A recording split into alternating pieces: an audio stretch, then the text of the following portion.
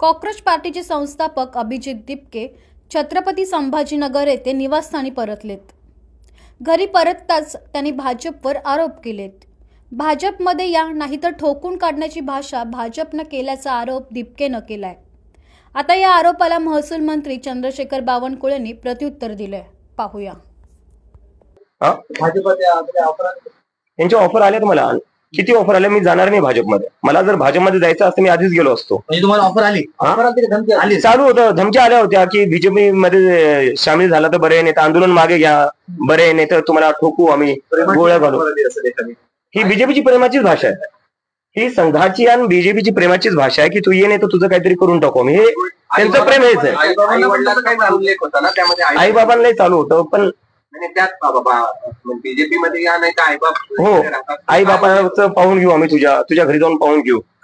तर तुम्ही माझ्यावर काय करणार? तुम्ही माझ्या म्हणजे तुम्ही भीती एका 30 वर्षाच्या मुलाला, नरेंद्र मोदीच्या तर मला वाटतं मी नातवाच्या वयाचा असेल, अमित शहाच्या नातवाच्या वयाचा असेल मी। तुम्ही तुमच्या नातवाच्या मुलांना अशा धमक्या देतात, लाज वाटली पाहिजे तुम्हाला। म्हणजे काय करताय तुम्ही? हा जेएनजीचा चेहरा पुढील काळात राजकीय पक्षामध्ये जाईल किंवा राजकारणात? खूप पुढचं बोलतोय सर आपण, खूप पुढचं बोलतोय।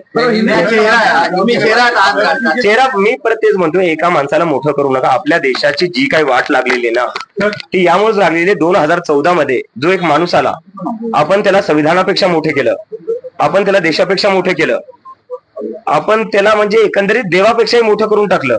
त्यामुळे आपल्या देशात बेरोजगारीवर बोलणं नाही होत, त्यामुळे आपल्या देशात जे शिक्षण आहे, शिक्षण व्यवस्थेवर बोलणं नाही होत, त्यामुळे आपल्या देशात जे सरकारी हॉस्पिटल्सची वाईट व्यवस्था आहे त्यावर बोलणं नाही होत का? कारण की आपण सगळ्यांनी एका माणसाला देशापेक्षा, संविधानापेक्षा, सगळ्या इन्स्टिट्यूशन्स पेक्षा मोठं करून टाकल्या। सकाळ ते संध्याकाळ मीडियावाले जप करतात, आज मोदीजींनी काय खाल्लं, मोदीजी आंबा कसा खातात, मोदीजी कोणती टॉनिक घेतात, मोदीजींना झोप का येत?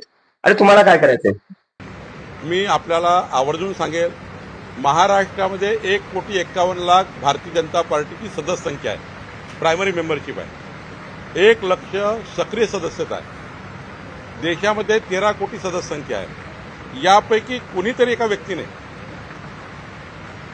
माननीय दिपकेजींना भाजपमध्ये या आणि त्यांना धमकी दिली असेल तर त्यांनी आम्हाला नाव कळवलं पाहिजे, आम्हाला खुलं नाव कळवलं पाहिजे।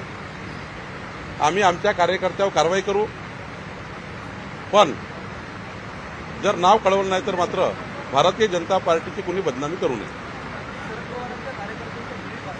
ते काय, त्यांना कुणाच्या घरी राहायचं, कुठं राहायचं त्यांचा अधिकार आहे।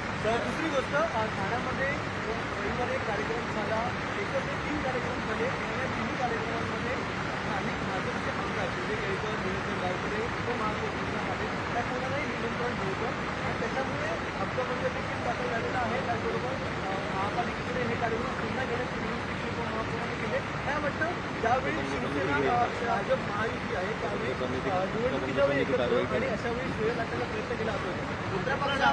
असं आहे की याबद्दलचा स्थानिक जे इश्यू आहेत ना, त्या स्थानिक इश्यू आहेत, स्थानिक आमदार आहेत, माननीय पालकमंत्री आहेत, ते बसून सोडवतील। मला विश्वास आहे की माननीय एकनाथजी प्रगल्भ नेते आहेत, ते पुढाकार घेतील। स्थानिक जे काही इश्यू असतील त्यावर मी काही बोलणे योग्य नाही आहे।